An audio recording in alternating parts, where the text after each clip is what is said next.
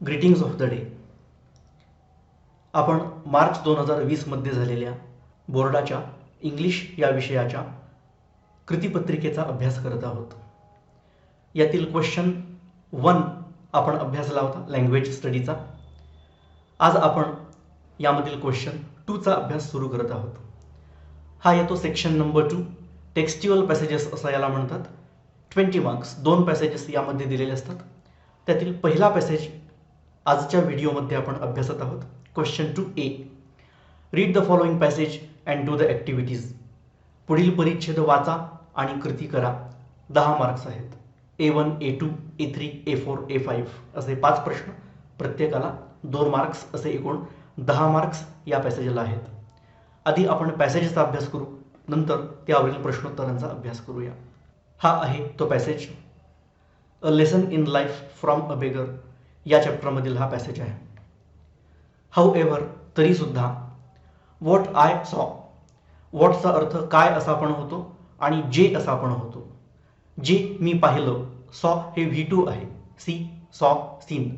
V2 असल्यामुळं past tense, पाहिलं ल प्रत्यय मराठीमध्ये येतो. व्हॉट आय सॉ, जे मी पाहिलं. फ्रॉम माय विंडो, माझ्या खिडकीतून. सरप्राईज्ड मी, सरप्राईज्ड पण V2 आहे. Surprise, surprised, surprised. इथे पण ल प्रत्यय मराठीमध्ये येतो. आश्चर्यचकित केलं मी, मला. तरीसुद्धा जे काही मी खिडकीतून पाहिलं त्यानं मला आश्चर्यचकित केलं. The beggar and the young girl, तो भिकारी आणि ती तरुण मुलगी. Were playing, was were plus ING या रचनेमुळं करत होता हा अर्थ तयार होतो. वॉज वेअर प्लस ING म्हणजे करत होता. वेअर प्लेइंग खेळत होते. ऑन द रोड, रस्त्यावर. बिकॉज कारण. There was no traffic. There सोबत टू बीचं रूप आलं की देअरला काही किंमतच नाही, फक्त वॉजचा अर्थ होतं. नो ट्रॅफिक, रहदारी नव्हती. तो भिकारी आणि ती तरुण मुलगी रस्त्यावर खेळत होते कारण वाहतूक नव्हती, रहदारी नव्हती. दे वेअर लाफिंग, आत्ताच मी म्हटलं वॉज वेअर प्लस ING म्हणजे काय, वॉज किंवा वेअर यापैकी एक शब्द आणि पुढं ING शब्द.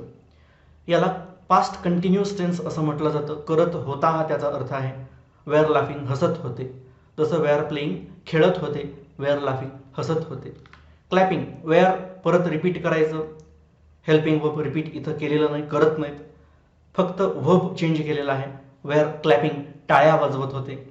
अँड वेअर स्क्रीमिंग, किंचाळत होते. जॉयसली, LY जोडलेला हा ॲडवर्बचा शब्द आहे. क्रिया कशी घडली हे सांगणारा शब्द ॲडवर्ब. जॉयसली, आनंदाने. हसत होते, टाळ्या वाजवत होते, किंचाळत होते, आनंदानं हे सगळं चालू होतं. ॲज इफ याचा अर्थ आहे जणू काही. दे वेअर, ते होते. इन पॅराडाईस, पॅराडाईस म्हणजे स्वर्ग, नंदनवन, जिथे अतिशय आनंद मिळेल अशी जागा. जणू काही ते स्वर्गात होते, नंदनवनात होते. अशा प्रकारे ते हसत होते, टाळ्या वाजवत होते आणि आनंदाने किंचाळत होते. हंगर अँड रेन, भूक आणि पाऊस. Did not matter, to matter म्हणजे काहीतरी संबंध असणे. नॉट आल्यामुळं नकार आहे, डिड आल्यामुळं भूतकाळ आहे, संबंध नव्हता. Did not matter. भूक आणि पाऊस यांचा काही संबंधच नव्हता. भूक लागली किंवा पाऊस पडतो आहे याचा काही त्रासच त्यांना नव्हता. दे वेअर टोटली ड्रेंच्ड. इथं वेअर हा शब्द एक क्रियापद म्हणून वापरला आणि ड्रेंच्ड हा शब्द एक ॲडजेक्टिव्ह म्हणून वापरलेला आहे. ड्रेंच्ड या शब्दाला इथं पास्ट पार्टिसिपल असं म्हणता येईल, कारण ते कसे होते याचं उत्तर दिलेलं आहे. कसेचं उत्तर ॲडजेक्टिव्ह असतं आणि क्रियापदाचं तिसरं रूप जेव्हा ॲडजेक्टिव्ह म्हणून वापरतात तेव्हा त्याला पास्ट पार्टिसिपल असं म्हटलं जातं. ड्रेंच्ड म्हणजे भिजलेले. दे वेअर टोटली ड्रेंच्ड, ते पूर्णपणे भिजलेले होते. अँड टोटली हॅपी, आणि पूर्णपणे आनंदी होते. आय एनव्हीड, ENVY हे पहिलं रूप आहे. एनव्हीड, एनव्हीड मत्सर वाटणे. ल प्रत्यय जोडा कारण हे V2 आहे. मला मत्सर वाटला. देअर झेस्ट, झेस्ट म्हणजे उत्साह. फॉर लाईफ, जीवनाबद्दलचा त्यांचा जो उत्साह होता त्याचा मला मत्सर वाटला. दॅट सीन फोर्स्ड मी, त्या दृश्यानं. फोर्स्ड हे पण V2 आहे. ल प्रत्यय जोडा, सक्ती केली, भाग पडलं. मी, मला. To look at my own life, माझ्या स्वतःच्या जीवनाकडे बघायला भाग पडलं. त्या दृश्यानं मला माझ्या स्वतःच्या जीवनाकडे बघायला भाग पडलं. आय रिअलाइज्ड हे पण V2. Realize, realized, realized. मराठीमध्ये ल प्रत्यय. रिअलाइज म्हणजे लक्षात येणे, त्याला ल प्रत्यय जोडा, माझ्या लक्षात आलं. आय हॅड, माझ्याकडे होतं. हॅडच्या पुढं V3 आलं नाही, म्हणून हॅड हेच मुख्य क्रियापद या वाक्यात वापरलं. तसं तर हॅड हे प्रायमरी ऑक्झिलरी हेल्पिंग वर्ब आहे, पण ज्या वाक्यामध्ये त्याच्यासोबत मेन वर्ब येत नाही त्या वाक्यामध्ये त्यालाच मेन वर्ब मानायचं असतं. अशा वेळेला हॅडचा अर्थ च्याकडे होतं असा होतो. आय हॅड, माझ्याकडे होतं सो मेनी कम्फर्ट्स. कम्फर्ट्स म्हणजे दिलासादायक गोष्टी. इतक्या सगळ्या दिलासादायक गोष्टी होत्या. नन, कोणतंच नाही. ऑफ विच, ऑफ शब्दाचा पैकी असा पण अर्थ आहे. विच, ज्याच्यापैकी. दे हॅड, त्यांच्याकडे होतं. आता मी म्हटल्याप्रमाणे हॅडच्या पुढं V3 म्हणजे क्रियापदाचं तिसरं रूप नाही आलेलं, म्हणून इथे हॅड हे मेन वर्ब मानायचं आहे आपल्याला. आणि च्याकडे होतं हा त्याचा अर्थ आहे. जसं आय हॅड, माझ्याकडे होतं, तसं दे हॅड, त्यांच्याकडे होतं. नन, त्यांच्याकडं, त्यांच्यापैकी काहीच नव्हतं. इतक्या सगळ्या कम्फर्ट्स म्हणजे दिलासादायक गोष्टी माझ्याकडे होत्या आणि त्यांच्यापैकी काहीच त्यांच्याकडे नव्हतं. बट दे हॅड, पण त्यांच्याकडे होतं. इथं पण तिसऱ्यांदा तीच गोष्ट आहे की हॅड आलेलं आहे पण V3 आलेलं नाही, च्याकडे होतं. दे हॅड, त्यांच्याकडे होतं. द मोस्ट इम्पॉर्टंट, सगळ्यात महत्त्वाचं. ही सुपरलेटिव्ह डिग्री आहे. Important, more important, most important, सगळ्यात महत्त्वाचं. ऑफ ऑल ॲसेट्स, ऑफ म्हणजे पैकी, कशापैकी, ऑल ॲसेट्सपैकी. ॲसेट्स म्हणजे मालमत्ता. सगळ्या मालमत्तांपैकी सगळ्यात महत्त्वाची मालमत्ता त्यांच्याकडे होती. वन, एक. Which, G. I lacked, V2 आहे. लॅक म्हणजे अभाव असणे. आय लॅक्ड, माझ्याकडे अभाव होता. सगळ्या मालमत्तांपैकी सगळ्यात महत्त्वाची मालमत्ता त्यांच्याकडे होती, ज्याचा माझ्याकडे अभाव होता. They knew, know, knew, known. V2 आहे. ल प्रत्यय. माहीत झालं, माहीत होतं, भूतकाळी अर्थ. हाऊ टू बी हॅपी, कसं आनंदी व्हावं, असावं. विथ लाईफ, जीवनासोबत. ॲज इट वॉज, जसं ते होतं. इट हा शब्द लाईफ या शब्दासाठी सर्वनाम म्हणून वापरलेला आहे. जीवन जसं होतं तसंच ते स्वीकारणे, त्याच्याबद्दल आनंदी राहणे हे त्यांना माहीत होतं. I felt ashamed, feel, felt, felt. Feel म्हणजे वाटणे, हे V2 आहे तर ल प्रत्यय जोडा, वाटलं. Ashamed of, to feel ashamed of नावाची फ्रेज आहे. ची लाज वाटणे हा त्याचा अर्थ आहे. फेल्ट आल्यामुळं ल जोडा, वाटली, मला लाज वाटली. ऑफ माय सेल्फ, माझी स्वतःचीच लाज वाटली. आय इवन स्टार्टेड, इवन म्हणजे सुद्धा. Started, start, started, started. V2 ल प्रत्यय. मी सुरुवात सुद्धा केली. टू मेक अ लिस्ट, एक यादी करण्यासाठी. ऑफ व्हॉट आय हॅड, परत एकदा हॅडच्या पुढे V3 आलं नाही. च्याकडे होतं. आय हॅड, माझ्याकडे होतं. व्हॉट आय हॅड, काय माझ्याकडे होतं किंवा जे माझ्याकडे होतं. And what I did not have, आणि जे माझ्याकडे नव्हतं. इथे हॅड आलं नाही, पण डिड या शब्दामुळं हॅवचा भूतकाळच गृहीत धरायचा आहे. नॉट या शब्दाच्या आधी हेल्पिंग वर्ब लागतं, म्हणून डिड आलेला आहे. डिड नॉट हॅव नव्हतं. व्हॉट आय हॅड, काय होतं माझ्याकडे. And what I did not have, आणि माझ्याकडे काय नव्हतं याची मी यादी काढायला सुरुवात केली. कुठल्या गोष्टी आहेत, कुठल्या गोष्टी नाहीत. आय फाउंड, परत V2 आलं. Find, found, found. ल प्रत्यय, आढळलं. आय हॅड, पुन्हा एकदा च्याकडे होतं हा हॅडचा अर्थ आहे की माझ्याकडे होतं. मोर, जास्त होतं. टू बी ग्रेटफुल, ग्रेटफुल म्हणजे कृतज्ञ, आभारी. टू बी ग्रेटफुल, आभारी असण्यासाठी, कृतज्ञ असण्यासाठी. फॉर, ज्याच्यासाठी आपण आभार व्यक्त करावेत, ज्याच्यासाठी आपण कृतज्ञ व्हावं, असं जास्त होतं. दॅन, च्यापेक्षा, कशापेक्षा. मोस्ट पीपल कुड इमॅजिन. कुड म्हणजे शकला, शकली, शकले असे भूतकाळी अर्थ, आणि शकेल, शकेन, शकतील असे भविष्यकाळी अर्थ. कुड इमॅजिन, कल्पना करू शकतील. मोस्ट पीपल, बहुतांश लोक कल्पना करू शकतील त्याच्यापेक्षा जास्त माझ्याकडं होतं, ज्याच्याबद्दल मी कृतज्ञ असलं पाहिजे. जसं की चांगल्या पगाराची नोकरी असणे, सन्मान असणे, सौंदर्य असणे, गाडी असणे. याप्रमाणे अनेक लोक फक्त कल्पना करू शकतील या गोष्टी आपल्याकडं असल्या तर किती चांगलं होईल, पण त्यांच्याकडे त्या नसतात. ते फक्त कल्पना करू शकतात, पण त्या गोष्टी माझ्याकडं होत्या. दॅट डे, त्या दिवशी. I decided, decide, decided, decided. V2 आहे, ल प्रत्यय जोडा, मी ठरवलं. To change my attitude, attitude मराठी शब्द मनोवृत्ती. माझी मनोवृत्ती बदलायचं ठरवलं. Towards life, जीवनाप्रती. जीवनाप्रती जो दृष्टिकोन होता, जी मनोवृत्ती होती ती बदलायची ठरवली. युझिंग द बेगर, तो भिकारी वापरून as my role model. Role model म्हणजे आदर्श व्यक्ती, ज्याला आपण फॉलो करण्याची आपली इच्छा आहे अशी व्यक्ती म्हणजे रोल मॉडेल. ज्या व्यक्तीसारखं बनावं असं आपल्याला वाटतं ती व्यक्ती म्हणजे रोल मॉडेल. भिकाऱ्याला माझा रोल मॉडेल म्हणून वापरून, आदर्श व्यक्तिमत्व म्हणून वापरून जीवनाप्रती जो माझा दृष्टिकोन होता, जी मनोवृत्ती होती ती बदलायची मी ठरवली. छोटासा पॅसेज आपण पाहिला. आता यावरील प्रश्नोत्तरांचा अभ्यास करूया.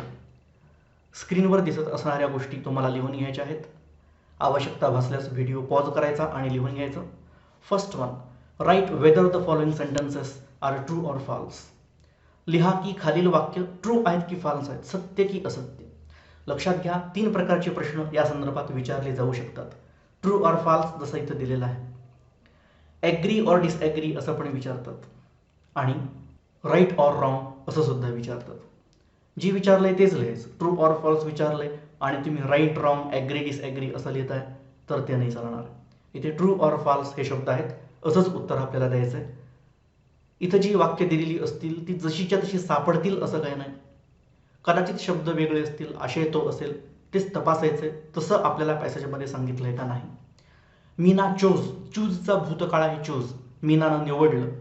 बेगर ॲज हर रोल मॉडेल, भिकाऱ्याला तिचा आदर्श व्यक्तिमत्व म्हणून तिनं निवडलं. मला वाटतं हेच आपण पाहिलंय. Using the beggar as my role model, इथं सिद्ध होतं की भिकाऱ्यालाच तिनं रोल मॉडेल म्हणून निवडले, त्यामुळे हे वाक्य true. There was traffic on the road, रस्त्यावर रहदारी होती. पॅसेजच्या एकदम सुरुवातीला सांगितलंय there was no traffic, traffic नव्हती, म्हणजे हे वाक्य चुकलेलं आहे, false. Third one, the beggar and the young girl, तो भिकारी आणि ती तरुण मुलगी. टॉट मीना, टीचचा भूतकाळ आहे टॉट, त्यांनी शिकवलं मीनाला how to be happy with life as it was. जीवन जसं आहे तसंच त्याच्यासोबत आनंदी कसं राहायचं हे ठरवलं. अगदी असे शब्द नाही सापडले, पण इथं असं म्हटलेलं आहे की त्यांना माहिती होतं, they knew how to be happy with life as it was. त्यांना माहिती होतं की जीवन जसं आहे तसं आनंदी त्याच्यासोबत कसं राहायचं. मग तिला स्वतःची लाज वाटली आणि तिनं सुद्धा ठरवलं की आपण हे बदलायचं आहे सगळं. याचा अर्थ अप्रत्यक्षपणे भिकाऱ्यानं आणि त्या मुलीनं मीनाला शिकवलेलं आहे की जीवनाबद्दल आनंदी कसं राहायचं, जीवन जसं आहे तसं ते स्वीकारून कसं आनंदात राहायचं आहे. त्यामुळे हे ट्रू आहे. लिहून झालं नसेल तर व्हिडिओ पॉज करायचा, लिहून घ्यायचं, एकही गोष्ट चुकवायची नाही आणि त्यानंतर व्हिडिओ कंटिन्यू करायचा. चौथं वाक्य पाहूया. 4 वाक्य दिलेली आहेत, अर्धा मार्क प्रत्येक वाक्याला आहे. The beggar and the young girl, तो भिकारी आणि ती तरुण मुलगी. Were playing, was were plus ING करत होता. वेअर प्लेइंग खेळत होते. ऑन द टेरेस, गच्चीवर खेळत होते. आपल्याला वेगळंच काहीतरी सांगितलेलं आहे. The beggar and the young girl were playing on the road, on the terrace नाही, गच्चीवर खेळत नव्हते, रस्त्यावर खेळत होते, हे फाल्स झालं. ही वाक्य लिहिण्याची परीक्षेमध्ये आवश्यकता नाही आहे. तुमच्यासमोर प्रश्नपत्रिका असेल तरी वाक्य न लिहिता डायरेक्टली ट्रू फॉल्स उत्तर लिहिलं तर चालेल. प्रश्नपत्रिका नसेल तर प्रश्नसुद्धा तुम्ही लिहून घ्यायचे आहेत. A1 प्रश्न संपला, याला 2 मार्क्स होते. बरोबर उत्तर तुम्ही ट्रू फॉल्स लिहिलं की 2 मार्क्स त्याचे पडतात. Question A2, arrange the following sentences, पुढील वाक्य मांडा. ॲज पर देअर सिक्वेन्स, त्यांच्या क्रमानुसार. ऑकर्ड इन द पॅसेज, परिच्छेदात घडलेला जो काही त्यांचा क्रम आहे त्यानुसार मांडा. इथं वेगळ्याच क्रमानं 4 वाक्य देतील. तुम्हाला पॅसेजमध्ये बघायचं आहे आधी काय घडलं नंतर काय घडलं त्या क्रमानं लिहायचं. आता इथं आपण काय करणार आहोत तर एक एक वाक्य वाचणार आहोत आणि पॅसेजमध्ये आपण तो पार्ट हायलाईट करणार आहोत. कदाचित आपल्याला इथं दिलेलीच वाक्य जशीच्या जशी सापडतील, कदाचित नाही सापडणार, आशय तसा सापडेल, पण इथं जे काही सांगितलंय ते पॅसेजमध्ये कुठं आलंय हे आपण शोधून हायलाईट करत आहोत. परीक्षेमध्ये मात्र प्रश्नपत्रिकेत असं हायलाईट करायचं नाही, परवानगी नसते. परीक्षेमध्ये फक्त डोळ्यांनीच समजून घ्यायचं. इथे लक्षात येण्यासाठी सोपं जावं, अभ्यास आपला चालू आहे, आत्ता परीक्षा नाही चालू, लक्षात यावं म्हणून मी हायलाईट इथे करतो आहे. बघा पहिलं वाक्य, Meena changed her attitude towards life. मीनानं जीवनाबद्दलचा तिचा दृष्टिकोन बदलला. बघा थोडासा बदल करून इथं सांगितलेलं आहे, I decided to change my attitude towards life. Right. Second sentence, Meena felt ashamed of herself. मीनाला स्वतःची लाज वाटली. बऱ्यापैकी हे शब्द आपल्याला इथं सापडत आहेत. I felt ashamed of myself हे वाक्य आधीच आलेलं आहे. Third one, the beggar and the young girl were playing on the road. मगाशीच आपण हे हायलाईट केलं होतं, अगदी जसंच्या तसं इथं आलेलं आहे. Last one, the beggar and the young girl were totally drenched and totally happy. इथं वाक्य दिलेलं आहे, they were totally drenched and totally happy. आता आपल्याला निश्चित माहिती आहे की कोणती घटना आधी घडली. The beggar and the young girl were playing on the road, म्हणजे कितवं वाक्य आधी आलेलं आहे. Were playing on the road हे तिसरं वाक्य आधी आलेलं आहे. सगळ्यात पहिल्यांदा तिसरं वाक्य लिहिलं पाहिजे. त्यानंतर आपण हायलाईट केल्याप्रमाणे totally drenched and totally happy म्हणजे या ठिकाणी दिलेले शब्द हे चौथ्या वाक्यातले आहेत. चौथं वाक्य यानंतर येणार आहे. परत आपण हायलाईट केलं फेल्ट अशेम्ड आणि हे शब्द आपल्याला इथे सापडत आहेत. दुसरं वाक्य येणार आहे. राहिलेलं पहिलं वाक्य सगळ्यात शेवटी येणार. इथं मी फक्त तुम्हाला नंबर्स टाकून दिलेले आहेत. परीक्षेमध्ये मात्र केवळ नंबर्स टाकून 2 मार्क्स नाही मिळणार. तुम्हाला 3 नंबर टाकून तिसरं वाक्य लिहावं लागेल. नंतर 4 नंबर टाकून चौथं वाक्य, 2 नंबर टाकून दुसरं वाक्य, 1 नंबर टाकून पहिलं वाक्य. या सिक्वेन्सनं वाक्य लिहावी लागतील तर मार्क्स मिळतील. त्यात सुद्धा काहीच चूक नाही. पहिलं अक्षर कॅपिटल प्रत्येक वाक्याचं, वाक्याच्या शेवटी फुलस्टॉप इथं दिल्याप्रमाणे. नीट लिहून घ्या, पॉज करा, लिहून झाल्यावर कंटिन्यू करा. क्वेश्चन A3 पाहत आहोत. Match the synonyms. सिनॉनिम्स म्हणजे समानार्थी शब्द हे आपल्याला मॅच करायचे आहेत. हे आपल्या परीक्षेत दिलेले आहेत. पॅराडाईस. पॅराडाईस म्हणजे स्वर्ग, नंदनवन. बी ग्रुपमध्ये हेवन या शब्दाचा अर्थ पण तोच, स्वर्ग. इथे मी तुम्हाला एक बाण मारून दाखवलेला आहे, पण परीक्षेमध्ये मात्र असे बाण कृपया मारू नका. इथे फक्त लक्षात येणे एवढा मुद्दा आहे. परीक्षेमध्ये तुम्ही लिहायचं पॅराडाईस डॅश हेवन असं स्पष्ट शब्दात तुम्ही लिहायचं आहे. काही जण ए आणि बी 2 स्तंभ तयार करतात, 2 कॉलम्स, आणि मध्ये आन्सर म्हणून एक कॉलम तयार करतात. मग असं काहीतरी दिसतं, पॅराडाईस हेवन एन्थुझियाझम. असं काही खिचडी करू नका, तेवढंच लिहा पॅराडाईस डॅश हेवन. झेस्ट या शब्दाचा अर्थ नीट लक्षात घ्या, उत्साह. आपल्या पॅसेजमध्ये आला. आणि बी ग्रुपमध्ये उत्साह या अर्थी शब्द आहे एन्थुझियाझम, उत्साह. परत एकदा बाण न मारता तुम्ही लिहायचे झेस्ट डॅश एन्थुझियाझम. ॲसेट आपण पाहिलं मालमत्ता. गेस करा बी मध्ये जे काही 2 शब्द राहिलेले आहेत त्यातल्या कोणत्या शब्दाचा अर्थ मालमत्ता असा असेल. व्हॅल्युएबल थिंग, मौल्यवान जी गोष्ट आहे ती मालमत्ता आहे. आणि शेवटी लिहा ड्रेंच्ड वेट. ड्रेंच्ड भिजलेला, वेट ओला. ओला आहे म्हणजे भिजलेला आहे. पुढे जाऊया. क्वेश्चन A4 ग्रामरचा क्वेश्चन असतो हा, खूप महत्त्वाचा. डू ॲज डायरेक्टेड, सूचनेप्रमाणे बदल करा. First one, they were totally drenched and happy. काय सूचना दिलेली आहे. Rewrite the sentence. हे वाक्य पुन्हा लिहा using not only but also. Not only but also म्हणजे फक्त हीच गोष्ट नाही तर ही गोष्ट सुद्धा. 2 गोष्टी दिलेल्या असतात, त्यातल्या पहिल्या गोष्टीच्या आधी नॉट ओनली आणि अँड शब्दाच्या ऐवजी बट ऑल्सो असं आपल्याला वापरावं लागतं. 2 सब्जेक्ट्स येतील किंवा 2 ऑब्जेक्ट्स येतील, 2 ॲडजेक्टिव्ज येऊ शकतील, 2 वर्ब्स येऊ शकतील. ज्या काही 2 गोष्टी आल्यात त्या शोधून काढायचं. अँड हा शब्द शोधा ना, इथं लगेच तुम्हाला कळतील. ड्रेंच्ड अँड हॅपी आहे ना, म्हणजे ड्रेंच्डच्या अगोदर नॉट ओनली, या ठिकाणी नॉट ओनली घ्यायला पाहिजे आणि अँडच्या ऐवजी बट ऑल्सो घ्यायला पाहिजे. टोटली LY ॲडवर्ब शक्यतो सोबतच ठेवा. टोटली ड्रेंच्ड हे एकत्रच ठेवा. टोटली नॉट ओनली ड्रेंच्ड असं नको. ॲडवर्ब आल्यामुळं टोटलीच्या अगोदर नॉट ओनली शब्द ठेवूया आणि अँडच्या ऐवजी बट ऑल्सो ठेवूया. काय तयार होईल. They were not only totally drenched but also happy. टोटलीच्या अगोदर नॉट ओनली शब्द आले, अँडच्या ऐवजी बट ऑल्सो शब्द आले. सेकंड, 2च प्रश्न विचारतात, 2 मार्क्स असतात. The beggar and the young girl were playing on the road. सूचना काय दिली. Rewrite it in present continuous tense. काळ बदलायला सांगितलं आहे आणि लक्षात घ्या काळ बदलायचे म्हणजे फक्त व्हर्ब्स बदलायचे आहेत. या वाक्यातले व्हर्ब्स आहेत वेअर प्लेईंग. वेअर हे हेल्पिंग वर्ब आहे आणि प्लेइंग हे मेन वर्ब आहे. याच्या ऐवजी आपल्याला प्रेझेंट कंटिन्युअस टेन्समध्ये जे वर्ब वापरलं जातं ते वर्ब घ्यायचं आहे. त्यासाठी आपल्याला माहीत पाहिजे की कुठल्या काळामध्ये कुठलं वर्ब वापरतात. प्रेझेंट कंटिन्युअसमध्ये am is are plus I N G वापरतात. इथं काय वापरले? Was were plus I N G. I N G तर आहेच आहे. आपल्याला फक्त वेअरच्या ऐवजी एम इज आर यातलं योग्य वापरावं लागेल. आय करता असेल तर एम येतं, एकवचनी असला तर इज, अनेकवचनी असला तर R.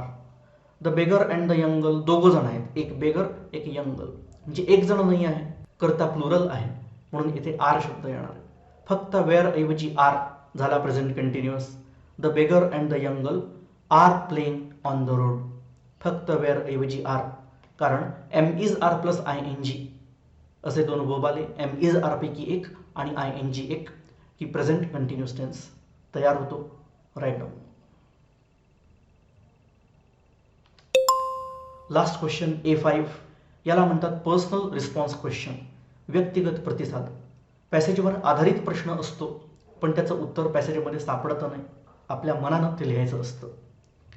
Who is your role model, तुमचा आदर्श व्यक्तिमत्व कोण आहे, अँड वाय, का. तुमची आदर्श व्यक्ती कोण किंवा तुमचं आदर्श व्यक्तिमत्व कोण आणि ते का. सामान्यपणे तुमचे पेरेंट्स किंवा ग्रँड पेरेंट्स किंवा टीचर्स यांना तुम्ही तुमचे रोल मॉडेल म्हणून इथं डिक्लेअर करा. आणि कशामुळं हे सांगताना त्यांचे काही गुण सांगा, ते कसे आहेत हे सांगा. For example, my father is my role model. Your शब्द वापरू नका. My father is your role model असं नका करू. My father is my role model. This is because, नुसतंच बिकॉजनं वाक्य सुरू करायचं नाही, करता येत नाही असं नाही, पण ती काही विशिष्ट रचना तुम्हाला वापरावी लागेल. एक क्लॉज तयार होतो, त्याचं ज्ञान तुम्हाला नसेल तर धिस इज बिकॉज अशी रचना करा. This is because he works very hard, is very honest, असं काहीतरी आपल्याला त्यांचे गुण सांगता येतील. पुढं आपण वर्णन करत राहू की एव्हरीबडी ॲडमायर्स हिम, प्रत्येकजण त्यांचं कौतुक करतो. I would like to be just like him, मला अगदी त्यांच्यासारखंच बनायला आवडेल. I have decided to work as hard as he works, ते जेवढे कष्ट करतात तेवढंच मी पण कष्ट करायचं मी ठरवलेलं आहे. अशा शब्दांमध्ये आपण उत्तर देऊ शकतो. अर्थातच या प्रश्नाचं उत्तर हे ठराविक कुठलं नसतं, एक नमुना म्हणून उत्तर तुम्हाला दिलं जात आहे आणि यातलं ग्रामर मी समजून सांगतो आहे. 5-6 वाक्य तुम्ही लिहिली आणि शुद्ध लिहिली, त्यात ग्रामर चुकलं नाही, स्पेलिंग मिस्टेक्स झाल्या नाहीत, की याचे पण 2 पैकी 2 मार्क्स पडतात. कॅपिटल लेटरनं सुरुवात, प्रत्येक वाक्याची तुम्हाला दिसेल. फुल स्टॉप दिला की पुढचं अक्षर कॅपिटल तुम्हाला प्रत्येक ठिकाणी जाणवेल, हे आलंच पाहिजे. My father is my role model, माझे वडील माझे आदर्श व्यक्तिमत्व आहे. Full stop capital letter. This is because, मी आत्ताच सांगितलं, बिकॉजनं उत्तर सुरू करू नका, वाक्य सुरू करू नका. धिस इज बिकॉज, असं आहे कारण. हे is a very honest man, ते खूप प्रामाणिक माणूस आहेत. बघा, दे शब्द वापरायचा नाही. मराठीमध्ये आदरपूर्वक आपण ते असं म्हणतो, पण इंग्लिशमध्ये मात्र सिंग्युलरच वापरतात. एका माणसाबद्दल बोलतोय, ही वर्क्स व्हेरी हार्ड, ते खूप कष्ट करतात. ऑल द पीपल अराउंड हिम, त्यांच्या भोवतालीचे सर्व लोक रिस्पेक्ट हिम अलॉट, त्यांना खूप आदर देतात. इथं रिस्पेक्टेड असं म्हटलं नाही, कारण आदर देतात शेवटी त अक्षर येत आहे, म्हणजे वर्तमान काळ आहे, V1 वापरलेला आहे. आय वॉन्ट, इथे पण आय वॉन्टेड असं म्हटलं नाही, इच्छितो, वर्तमान काळ वापरायचं. I want to be just like him, मी अगदी त्यांच्यासारखं बनू इच्छितो. आय ॲडमायर हिम, इथे पण V1 वापरले, मी कौतुक करतो, केलं नाही, करतो अजून सुद्धा, म्हणून V1. व्हेरी मच, मी त्यांचं खूप कौतुक करतो. I also wish to be respected by society, इथं मात्र रिस्पेक्टेड आलेलं आहे, कारण टू बी नंतर तिसरं रूप वापरावं लागतं. टू बी रिस्पेक्ट असं होतच नाही, टू बी रिस्पेक्टेड. आदर दिला जावा अशी माझी इच्छा आहे. बाय सोसायटी, समाजाकडून मला सुद्धा आदर मिळावा अशी माझी इच्छा आहे. आय हॅव डिसाइडेड, डिसाईड आलं नाही, कारण हॅवच्या रूपाच्या पुढे पण तिसरं रूप येतं. लेलं आहे असा मराठीत अर्थ. आय हॅव डिसाइडेड, मी ठरवलेलं आहे. To work very hard and follow him, खूप कष्ट करायचं ठरवलेलं आहे आणि त्यांना फॉलो करायचं म्हणजे त्यांचं अनुकरण करायचं ठरवलेलं आहे. इथं V1 वापरलं तर अर्थ बिघडतोय. आय डिसाईड, मी ठरवतो, तसं नको. वाक्य असं चांगलं राहील की मी ठरवलंय त्यांच्यासारखं बनायचं, कष्ट करायचं, म्हणून आय हॅव डिसाइडेड अशी रचना इथं योग्य राहील. पॉज करा आणि नीट लिहून घ्या. ह्या ठिकाणी आपण आज थांबूया. नेक्स्ट व्हिडिओमध्ये पॅसेज नंबर 2चा अभ्यास आपल्याला करायचा आहे. मार्च 2020 मध्ये झालेल्या प्रश्नपत्रिकेचा आपण अभ्यास करत आहोत. क्वेश्चन 2A आज अभ्यासून झाला. क्वेश्चन 2B नेक्स्ट व्हिडिओमध्ये अभ्यासू. Thank you so much.